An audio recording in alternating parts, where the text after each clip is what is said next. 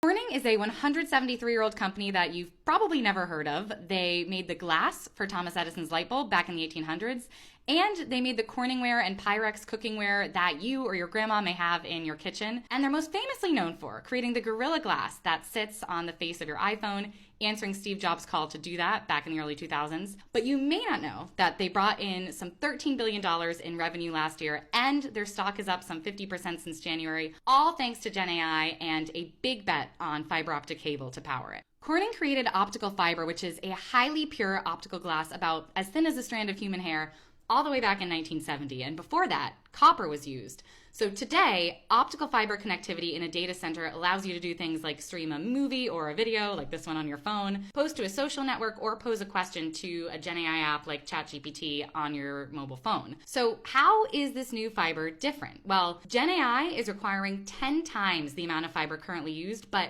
it needs to fit in the exact same space. So these new fibers that Corning is creating are thinner, and they're allowing customers like Microsoft to fit 2 to 4 times the amount of fiber into their already existing ducts and infrastructure. And today, optical fiber accounts for 30% of Corning's revenue. Johnny Ive, who is famous for designing the iPhone, met Wendell Weeks with Steve Jobs in the early 2000s after Steve Jobs cold called Weeks asking him to create a glass for his newfangled invention, the iPhone. Fun fact, Weeks told me that he mistakenly thought Johnny Ive was Steve Jobs' security guard, but all was forgiven. They've since become close friends. They now vacation together. And Johnny shared with me a favorite anecdote he had about Wendell and his careful listening.